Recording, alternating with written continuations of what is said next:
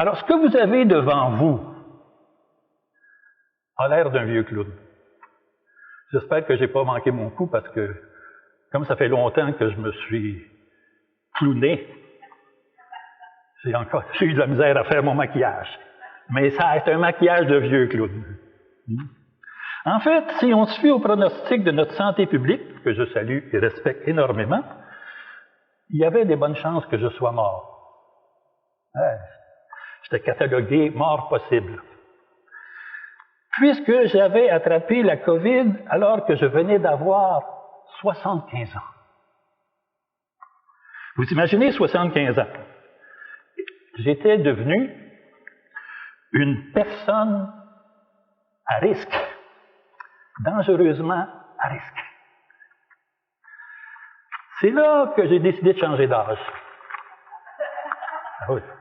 Si que tu dis que 70 ans et plus, il y a des personnes qui te refusent. Ah oui. Il faut dire que j'avais eu la COVID. Après ça, j'avais été redevenu négatif. Alors, pas dangereux pour une scène, hein? C'est le pape qui disait. On est les êtres les moins dangereux. On ne peut pas l'attraper, puis on ne peut pas le donner. Fait que, bon. Mais, aussitôt qu'ils nous voyaient venir, ceux qui, en plus, j'ai fait une fois la guerre dire que je l'avais lu, que je n'étais pas dangereux, là, ils se sont sauvés. Alors, j'étais allé à la SAQ, c'est quand même une bonne place, tu sais, à Saint-Jérôme, acheter une bouteille de vin.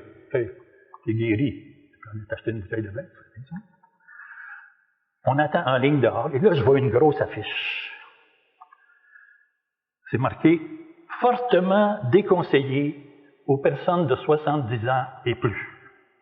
J'ai dit, coudonc, ils ne vont pas me carter à mon âge. Tu sais, je veux bien qu'ils cartent les petits-enfants, mais le grand-père a laissé une chance.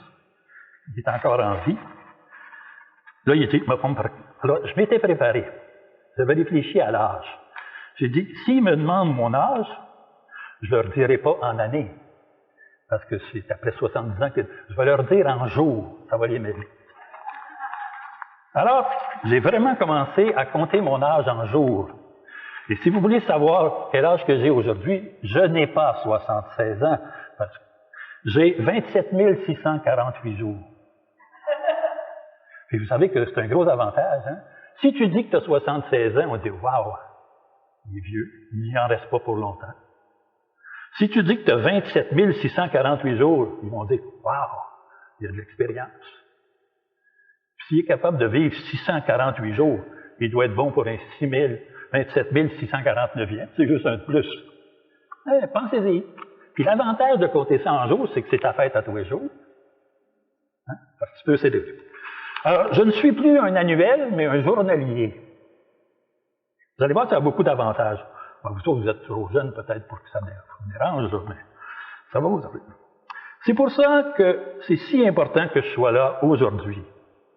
En l'année 2020, c'était impossible d'être là. En l'année 2021, mars, impossible d'être là. Mais en ce jour d'aujourd'hui, je suis là, vous êtes là, et on est là ensemble. Fait qu'on va pouvoir parler du vivre ensemble. C'est mieux quand on est là. Le thème, c'était « Vivre en paix ensemble ». Ça, c'est une vieille affaire que j'avais faite. Vieille affaire, pas si vieille que ça. Une première fois aux Journées sociales de 2003. Ça, j'avais fait ça. J'ai encore gardé le papier parce qu'il n'y en a pas eu d'autres. À la salle du Théâtre du Jésus. Puis là, il y avait la salle. C'est la seule fois que j'ai fait ça. Absolument, je fais ça dans les églises, dans les sous-sols d'église, en classe avec mes étudiants. Mais dans un vrai théâtre, j'avais pas. Fait que ça m'a donné le goût de garder cette chose-là que j'ai représentée quelques fois. Alors, voilà. C'est parti. Vivre ensemble. Vivre ensemble en paix. Quel projet de fou. Vous allez voir, je vais vous chanter quelques chansons, ça fait partie de... Vivre ensemble, c'est un projet de fou. Surtout quand il y en a d'autres. Vivre ensemble, c'est un projet de fou. Surtout s'il y en a d'autres. Et si les autres sont comme toi, ou si les autres sont pas comme toi, ou si les autres sont avec toi, ou si les autres sont contre toi. Alléluia! À part ça, ça va bien, ça va bien.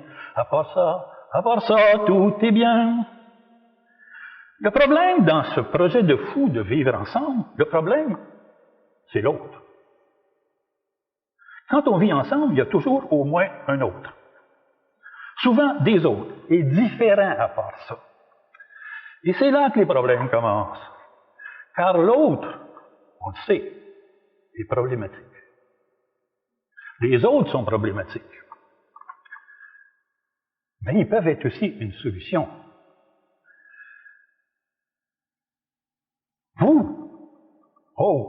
Vous êtes pour moi problématique. Je suis devant un public et puis il faut que j'accomplisse quelque chose pour ce public. D'une façon, c'est un problème. Il faut que je me force, que je fasse quelque chose de bien. Mais si vous n'étiez pas là, j'aurais un grand problème. Comment parler du vivre ensemble en paix si tu es tout seul? Quand tu es tout seul, tu as la paix. Pas toujours, mais souvent. Et c'est pas rien la paix. Mais c'est pas encore le vivre ensemble en paix.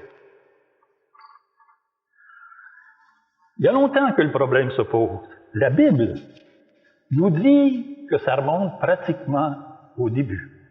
En tout cas, au début de la Bible. Il semble que le grand créateur de la Bible aurait dit « Il n'est pas bon que l'homme soit seul. Alors faisons-lui quelqu'un d'autre, quelqu'un genre, d'un autre genre. » À cette époque-là, on essayait de faire simple. 2 genres, c'était déjà assez. On oubliait les trans, pour tout de suite, il n'y avait pas encore assez de matière. Mais à 2, en se mettant ensemble, ils ont réussi à virer le monde à l'envers. On ne sait pas trop comment. Certains disent qu'ils auraient commis une faute pas très catholique, qui aurait pris une ampleur universelle. On n'a vraiment jamais su qui avait fait quoi, et qui était vraiment responsable de quoi que ce soit. Tout d'abord, l'autre a été le tonnerre, sur qui on jette la responsabilité du péché, il appelait ça de même, de la faute. Et vous savez, c'est là que la pomme est apparue pour la première fois. Même s'il y en a qui disent non, c'était pas une pomme. Ah oui, écoutez bien ça.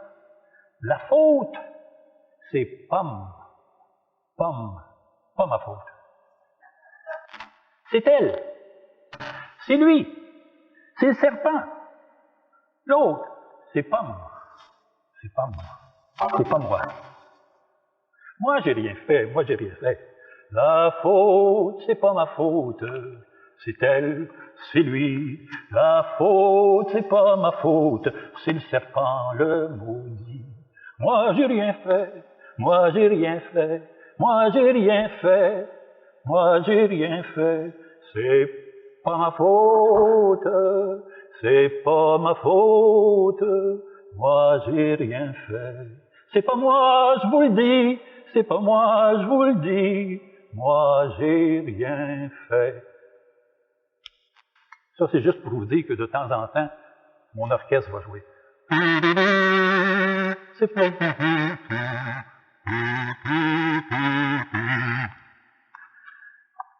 Ça commence bien, le vivre ensemble. J'ai rien fait. Innocent. Fais quelque chose. Fais quelque chose si tu veux que ça vive. Fais quelque chose si tu veux que ça vive. Fais quelque chose. Et comme disait l'autre, de Charlebois, qu'on connaît bien, entre conjoints, tu pourrais faire quelque chose. Non, il me semble que c'était pas entre conjoints, hein? C'était, ah oui, 2 joints. 2 joints, conjoints, c'est proche, hein? 2 joints, conjoints, c'est très, très proche. De toute façon, c'est 2 qui sont joints. Mais quand je pense tout à coup à ce mot magnifique, conjoint, il y a des jours où je trouve que c'est le mot qui dit le plus, le mieux, ou le pire, de ce qu'est l'humanité. Un ensemble de conjoints. Quand il est plus joint que con, ça va. Le problème, c'est quand ils sont plus cons que joints. Mais pourquoi je vous parle de ça? Moi, j'ai déraillé sur les conjoints alors que c'était 2 joints. Ah oui. En 2 joints, tu pourras faire quelque chose. En 2 joints, tu pourras tchikichoum. Le monde a commencé par un tchikichoum. On avait dit croissez et multipliez-vous. On a croissé, si je peux dire. On s'est multiplié. Et plus on s'est multiplié, plus on s'est divisé. Le monde est un mystère mathématique insondable. D'ailleurs, on tourne la page du grand livre et voilà qu'on s'enfonce dans le problème de l'autre et du vivre ensemble. On est au début de la multiplication ou de l'addition. Il y a 2 frères. C'est la Bible qui dit ça. 2 fois 1 égale 2, 1 plus 1 égale 2, ça revient au même. Et là, ça se complexifie. Après le complexe de la pomme, apparaît le complexe de Caïn. Pas le complexe d'Édipe. Le complexe d'Édipe, c'est vouloir inconsciemment tuer son père. Le complexe de Caïn, c'est bien plus. C'est vouloir consciemment tuer son frère. Et ça a marché, paraît-il. Caïn se trouve à être, on le sait bien, le frère de l'autre, Abel. Et les 2 sont les fils de l'autre, l'Adam et la dame, marqués par le complexe de la pomme, qui ont fait le tchikichou. Le problème de Caïn, si j'ai bien compris, c'est que l'autre est de trop. Eh bien, pas vraiment de trop, mais un peu de trop. C'est le problème de la multiplication. C'est-à-dire que quand l'autre est là, je me sens de trop. En tout cas, il y a quelqu'un de trop.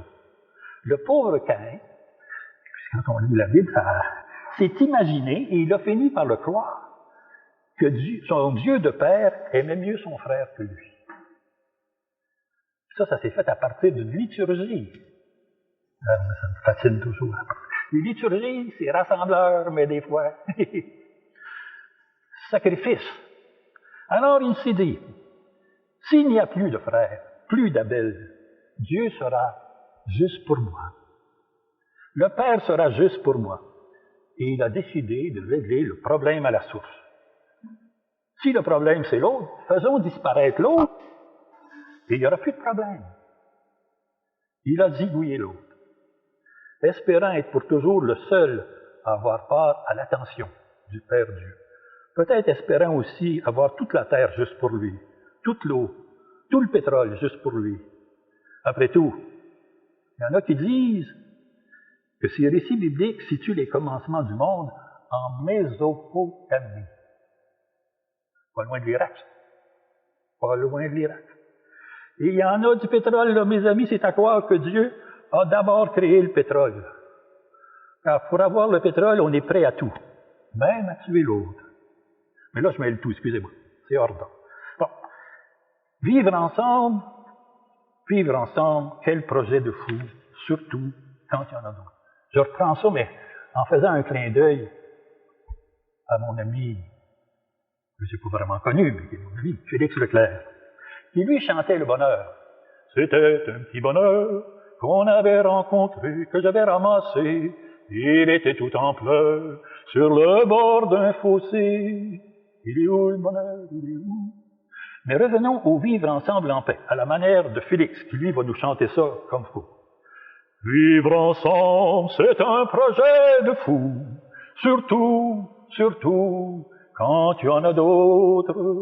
Vivre ensemble, c'est un projet de fou, surtout, s'il y en a d'autres. Et si les autres sont proches de toi, et si les autres sont loin de toi, et si les autres sont comme toi, et si les autres sont pas comme toi, et si les autres sont avec toi, ou si les autres sont contre toi.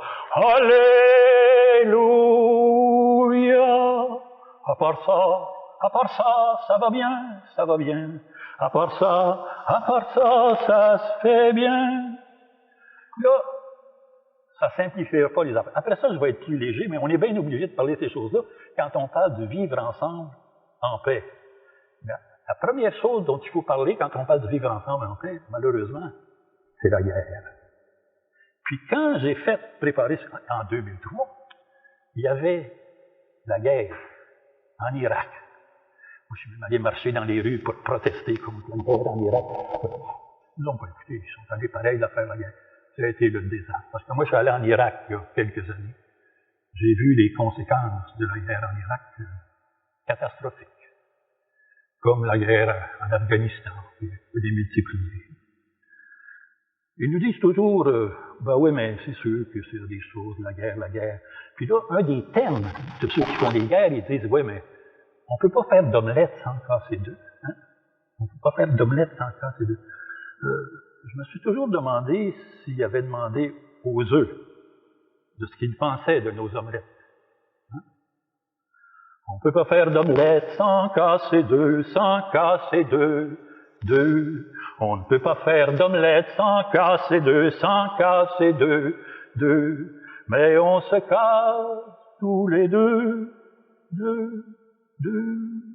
Mais on se casse tous les deux, deux, deux. La guerre est toujours un échec pour tout le monde. La guerre est toujours un échec pour tout le monde. Car tout le monde la perd. Car tout le monde y perd. Car tout le monde la perd. Car tout le monde y perd.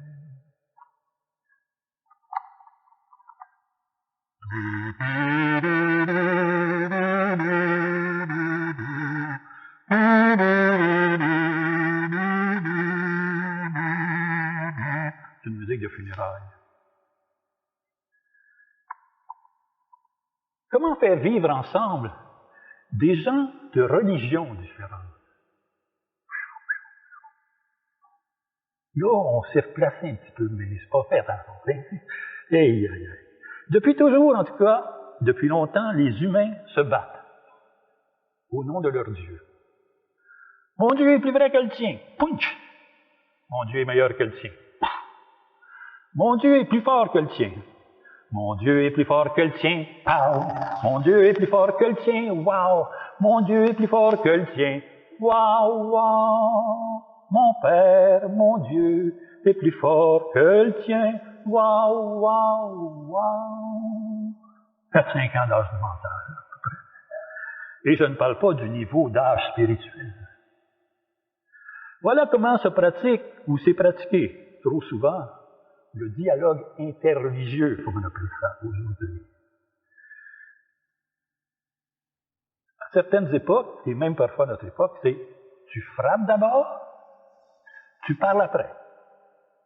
S'il reste un interlocuteur. Il n'y a qu'un Dieu et c'est le mien. Il est le plus fort, plus vrai et meilleur que le tien. Ce Dieu unique, s'il existe, et pourquoi pas, doit se sentir comme un punching bag dans ces querelles interreligieuses, où on l'utilise pour fesser sur les autres, que ce soit au nom d'Allah, de Jésus-Christ et de son Père, ou de Yahvé. Quand on fesse au nom de Dieu, quand on se bat au nom de Dieu, quand on fait la guerre au nom de Dieu, c'est toujours Mars. Mars, c'est le dieu de la guerre, chez les Romains. C'est toujours Mars qui se montre le visage et masque Dieu. Si Dieu veut bien exister dans ce contexte et se montrer le visage en dehors de ses masques, mais ça c'est une longue histoire. Que Dieu se cache et se montre, et c'est pas un pauvre clown qui va régler la question aujourd'hui. Même si le pauvre clown, dans une autre vie, a enseigné en théologie pendant 23 ans. Il n'a pas encore réussi à régler cette chose-là. Mais moi, en fait, ce que je voulais vous dire, c'est que j'ai de la peine pour mon Dieu, qu'on utilise pour fesser sur les autres. Si j'étais Dieu dans ces situations-là, je prendrais ma retraite. Et je laisserais ces espèces d'humains se battre entre eux, stupidement, pour rien. Heureusement, j'ai pris ma retraite, puis je ne suis pas Dieu. J'avoue être peu intéressé par le poste actuellement. Mal payé, pas de reconnaissance. Dieu est comme un petit nulle part, qui a l'air de rien. Ça prendrait quelqu'un de plus jeune, si possible, éternellement jeune, qui revivifie de vivre ensemble. Dieu. Que c'est complexe, Dieu. Et je ne parle pas des religions, encore plus complexes. Le problème des religions, je devrais dire des gens comme vous et moi, tout le monde, le problème des religions, c'est que parfois, trop souvent, j'ose dire, elles procèdent à un détournement de fond, un détournement du divin. Le fondamental est détourné. Le divin est détourné de son fondamental. Et le projet de Dieu devient un projet de fou. On fait la guerre au nom de Dieu. Mais qu'est-ce que Dieu? Qui est Dieu? Si Dieu était, bon, c'est une hypothèse, je ne sais pas, quelque chose qui ressemble à la paix, à l'amour, à la tendresse, à la haute tendresse du monde, comme appellent certains théologiens. La voie, le chemin de la tendresse, pourquoi pas, chemin de vie. Et si Dieu était la paix, à faire et à vivre entre nous, et si Dieu était la paix, à faire et à vivre entre nous, la paix, la paix, la paix, on ne dirait plus qu'il est partout, on le ferait vivre entre nous, on ne dirait plus qu'il est partout, on le ferait vivre entre nous, la paix, la paix, et si Dieu était l'amour, à faire et à vivre entre nous, et si Dieu était l'amour, à faire et à vivre entre nous, l'amour, l'amour, l'amour, on ne dirait plus qu'il est partout, on le ferait vivre entre nous, on ne dirait plus qu'il est partout, on le ferait vivre entre nous. L'amour, l'amour, et si Dieu était tendresse, haute tendresse du monde, et si Dieu était tendresse, à faire et à vivre en ce monde, on le verrait un peu partout, petit nulle part, qui lève tout, et qui traverse la tristesse, en remettant le monde en liesse, en liesse. En lieu. Ce soir, j'ai l'âme à la tendresse, tendre, tendre, douce, douce. Ce soir, j'ai l'âme à la tendresse, tendre, tendre, douce, douce. Merci, Pauline.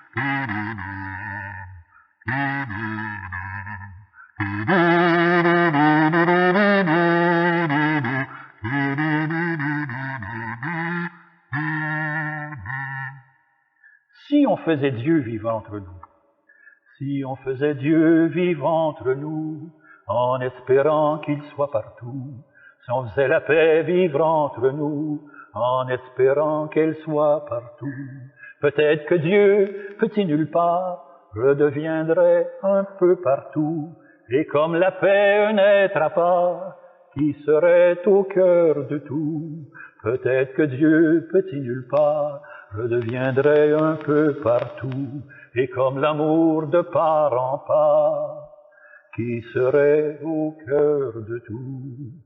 Et si Dieu était tendresse, haute tendresse du monde, et si Dieu était tendresse, à faire et à vivre en ce monde, on ne chercherait plus son adresse, on le trouverait dans chaque détresse, une tendresse qui traverse toute tristesse jusqu'en liesse. Tendresse, tendresse, jusqu'à la fête en liesse.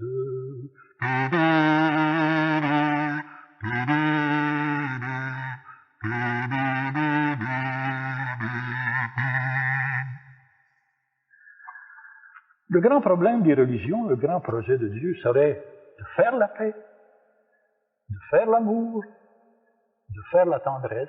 Parfois, les désespérés de ce monde, qui se disent aussi lucides et pas naïfs, entretiennent lucidement, disent-ils, l'idée qu'il n'y a pas grand-chose à faire avec l'humanité. Je crois que c'est le plus mauvais chemin que l'on puisse prendre. Moi, je vais vous dire un secret. La foi en Dieu, c'est important. Croire en Dieu, c'est important. Mais c'est plus difficile et tout aussi important de croire en l'humanité. Puis je pense que c'est plus difficile de croire en l'humanité parce que, comme ils disent dans le Nouveau Testament, les humains, on les voit. Dieu, on ne le voit pas. Tu sais, puis c'est dit, ceux qui disent qu'ils aiment Dieu, qu'ils ne le voient pas, puis qu'ils n'aiment pas leur frère qu'ils voient, les gens disent, menteur. Hein? Il y a une sagesse là-dedans. Je trouve que finalement, ça prend de l'humour quand on est devant tout ça. Entre l'humour et l'amour, il y a peu d'espace. L'un cherche à se dire à tous les jours, et l'autre se cherche une place. Quand l'amour est trop lourd pour montrer toute sa face, c'est l'humour qui prend la place. Aimons-nous comme on peut, en riant un peu. Aimons-nous comme on peut, en riant un peu. Aimons-nous comme on peut, en riant un peu. Aimons-nous comme on peut, en riant un peu. Si on aime comme on peut, en riant un peu, peut-être qu'en ce lieu, on retrouvera Dieu.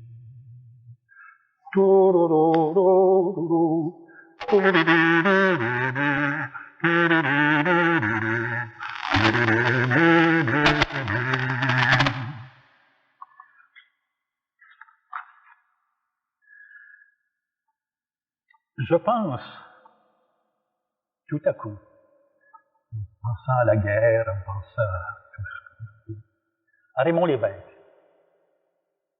Raymond Lévesque, qui est un qui avait plus que 70 ans et plus, il avait 90 ans et plus, puis, si je me rappelle bien, la COVID ne l'a pas raté.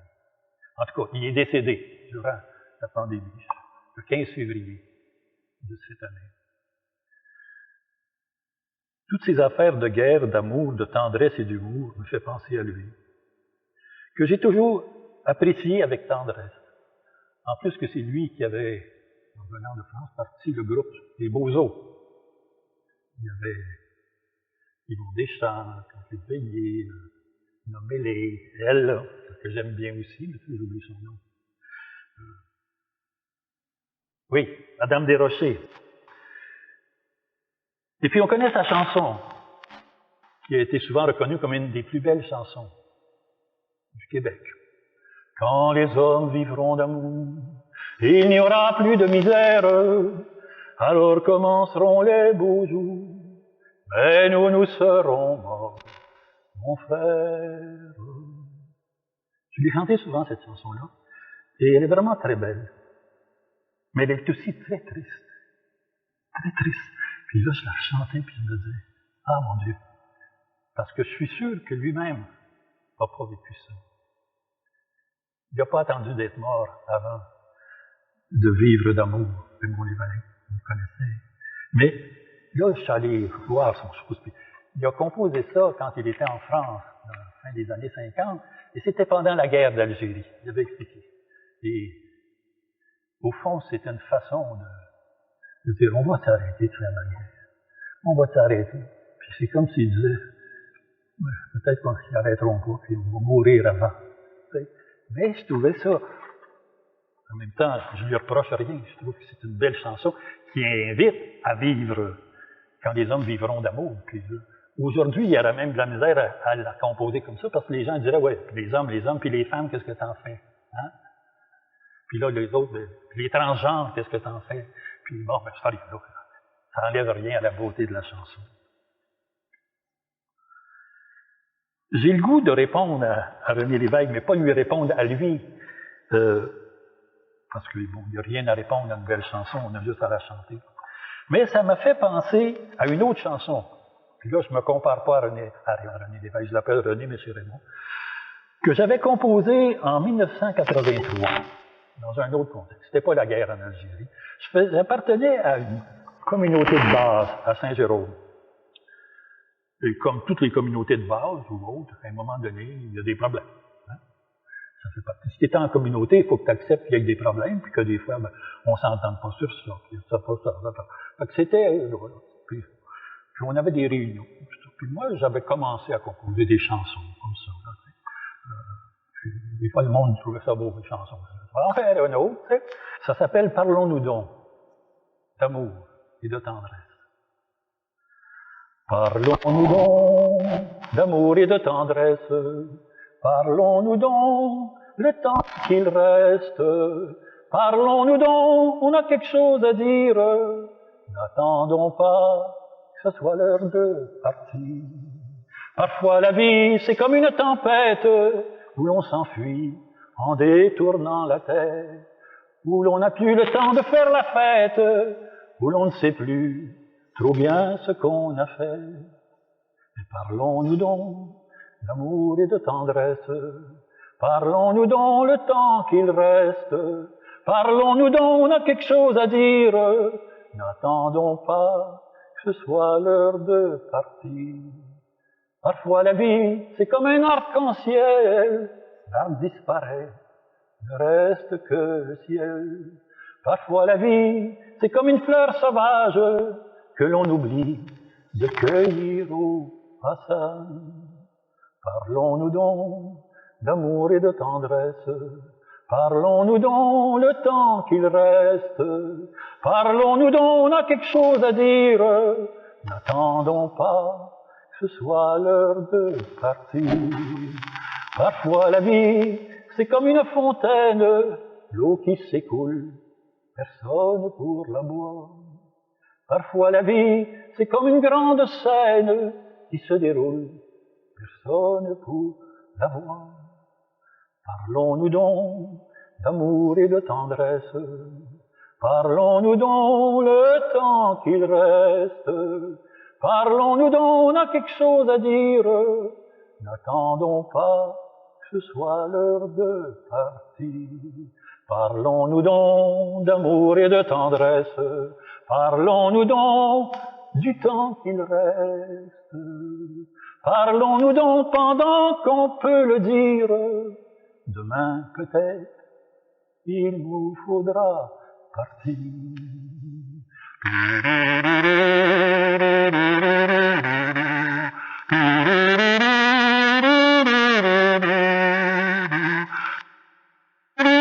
Pendant qu'on peut le dire, demain peut-être qu'il nous faudra partir.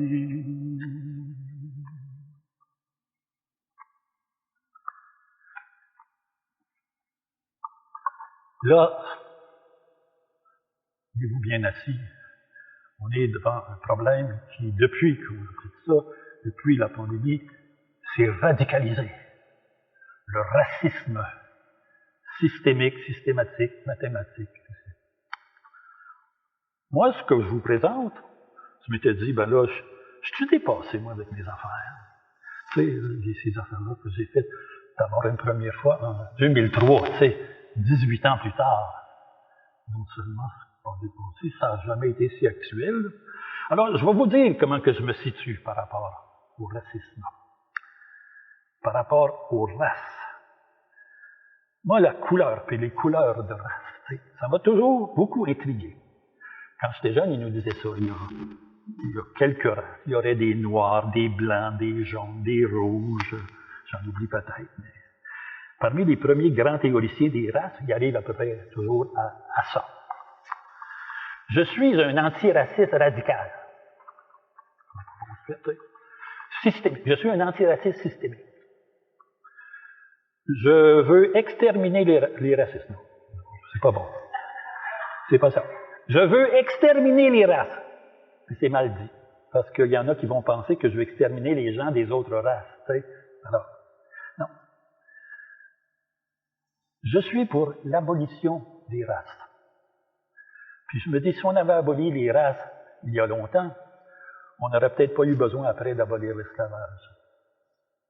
Mais ça, c'est ma petite idée sur l'histoire de l'esclavage et des races.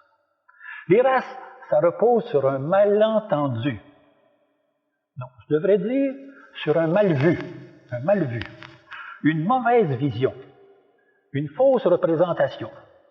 On parle des 4 grandes races, là, la science très avancée en a peut-être trouvé d'autres. Les Arabes, les Juifs, je ne sais pas quelle couleur ils sont, où est-ce qu'on les classe. Mais pour aujourd'hui, restons aux 4 races typées. La race noire, la race jaune, la race rose, la race blanche. C'est comme ça que ça a commencé, paraît-il, l'histoire des races. Mais quand on regarde ça de plus près, la plupart des soi-disant noirs ne sont pas noirs, mais bruns, plus ou moins foncés. Il faut dire que moi, j'ai découvert ça il y a longtemps, parce que mon fils, Nicolas, qui a maintenant 40 ans, il avait 6-7 ans. Il était revenu de l'école, puis il m'avait dit « Papa, j'ai des nouveaux amis. Ils sont bruns. » Ah bon? Puis il m'a conté ça. Puis là, je me dis « Ils sont bruns. » Lui, ils avaient vu brun parce qu'ils avaient regardé, puis ils connaissaient ses couleurs. Les autres, ils avaient dit « Ben non, ils sont noirs. » Lui, il m'a toujours dit « Ben non, regarde-le, tu vas voir de quelle couleur il est. » La plupart des blancs ne sont pas blancs, mais bruns, plus ou moins pâles. Ça dépend de la saison. S'ils arrivent du sud, ils sont un peu plus foncés. Et quand un blanc est vraiment blanc, c'est qu'il est malade. Très, très malade. Les rouges ne sont pas rouges, mais bruns, plus ou moins pâles foncés selon les saisons. Et quand un peau rouge, un redkin, comme on les appelait, est vraiment rouge, c'est sans doute parce qu'il est très fiévreux ou que le soleil l'a brûlé, comme cela peut arriver aux blancs pâles, qui ne sont pas vraiment pâles, les visages pâles, comme on disait. Les jaunes ne sont pas jaunes, mais bruns, plus ou moins pâles, eux aussi. Et avez-vous déjà vu ça, vous? Un Japonais, un Vietnamien, un Coréen ou un Chinois jaune? Moi, je suis allé au Vietnam, là, j'en ai pas vu un. Ils ont à peu près la même couleur de peau que moi. Ça dépend. Quand un Japonais, un Chinois, un Vietnamien ou est soi-disant jaune, est vraiment jaune, ben c'est qu'il a la jaunisse. Comme cela peut arriver à un blanc qui n'est pas vraiment blanc. Un blanc québécois qui a la jaunisse est certainement plus jaune qu'un Chinois qui ne l'a pas. En somme, la couleur des races est un mélange de brun plus ou moins foncé, plus ou moins pâle. J'ai rien contre les couleurs, là, moi, là.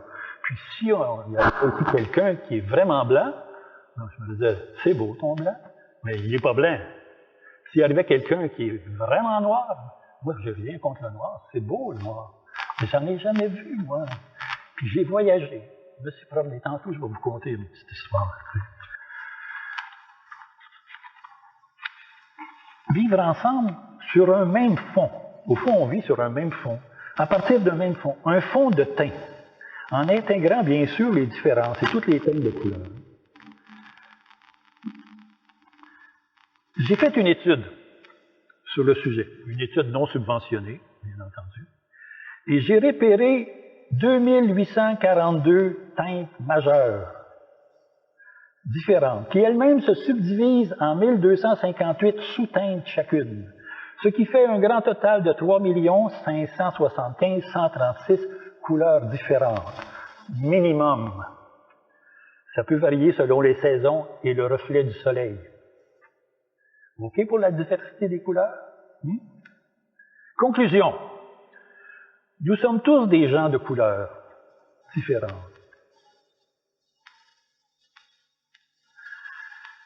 Comment faire pour vivre ensemble en paix avec tant de couleurs différentes, avec tant de diversité? Voilà la question. Peut-être en apprenant à regarder nos vraies couleurs. Mais ça demande de la vision. Ouvre tes yeux et regarde les vraies couleurs. Pas facile, croyez-moi. Si je reviens aux couleurs, est-ce qu'il y a des daltoniens? Des vrais, là? Non. Je vais vous aider à vous sentir moins seul, si vous en mettez. Au fond, on est tous des daltoniens. Et c'est déjà une abstraction de dire tous, parce qu'il y en a qui le sont peut-être moins que d'autres.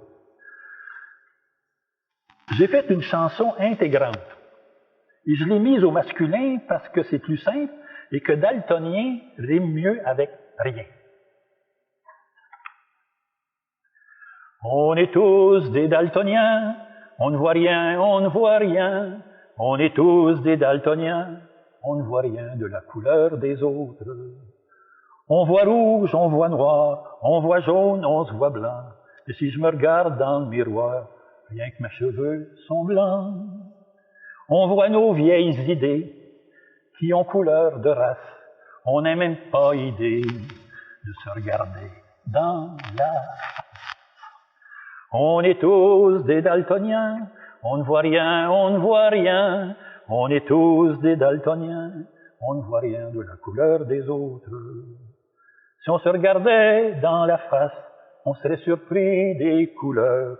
Ça ne ressemble pas à la face, mais un bouquet de fleurs où les teintes sont des traces d'un mélange de douleurs, où les teintes sont nos faces qui ont pris vos couleurs.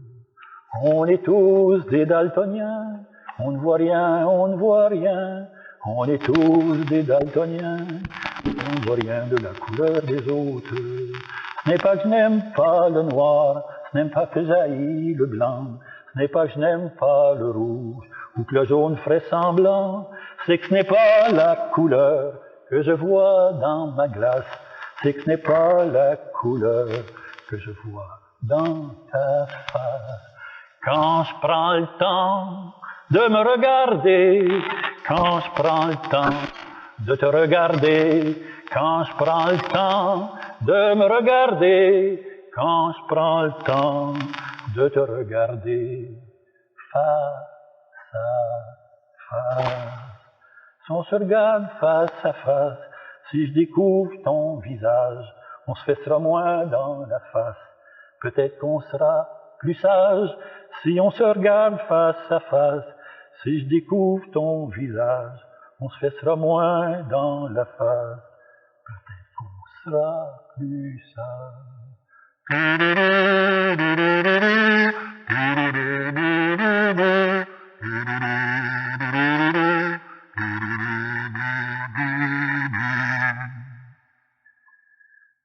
J'ai vu de beaux visages, de toutes sortes de couleurs, de toutes sortes de choses. Puis, je fais juste une petite pause. Quand je suis revenu de voyage et que j'ai attrapé la COVID, j'étais dans un beau pays qui s'appelle la Guadeloupe. Mais ça, je suis pas en train de vous dire que c'est les Guadeloupéens qui montent, parce qu'on ne sait pas. C'est peut-être dans l'avion, c'est peut-être à l'aéroport, c'est peut-être... On a arrêté de chercher des coupables. De toute façon, ça ne change rien. Mais ce que j'ai vécu en Guadeloupe, parce que je m'étais préparé à aller en Guadeloupe, puis je savais l'histoire un peu de la Guadeloupe par rapport à l'esclavage, puis je savais que ça avait été longtemps un pays d'esclavage. C'est la France maintenant, mais il y a beaucoup de survivants de l'esclavage qui y sont. Puis je me disais, hey, si c'est des survivants de l'esclavage, il doit bien y avoir des Noirs, là, hein? Peut-être que je n'ai pas assez voyagé, je vais aller les voir. Je fais toujours ma recherche. Je vous conduis une petite anecdote. Un après-midi, un immense centre d'achat, pendant que ma compagne, Hélène, fait des commissions, un immense centre d'achat. Moi, je regarde les gens. J'en ai vu passer. Des centaines, vraiment des centaines. De toutes sortes de couleurs. J'ai pas vu une personne qui avait la couleur de peau noire. Puis j'ai pas vu une personne qui avait la couleur de peau blanche. On disait, en Guadeloupe, tu vas trouver des blancs et des noirs. Ben, il doit en avoir, mais c'était caché, je ne l'ai pas vu. Je continue à chercher, tu sais, moi, je veux pas. Mais dans le contexte actuel, je me disais, le racisme, mettons si on décidait, tu sais, avec les masques, on disait aux gens, par exemple les Haïtiens ou ceux qui viennent d'Afrique, vous êtes obligés de porter un masque noir. Ça va être clair, là. Puis, les Autochtones de toutes sortes, hein, vous allez porter un masque rouge.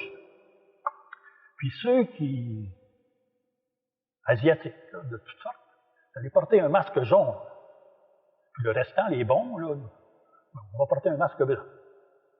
Hey, le monde dirait, ça n'a pas de bon sens. Ça n'a pas de bon sens, c'est raciste.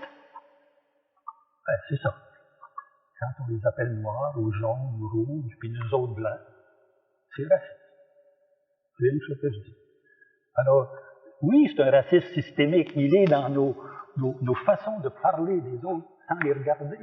Mais là, moi, je ne suis pas en train de faire la morale aux autres. Je continue à chercher.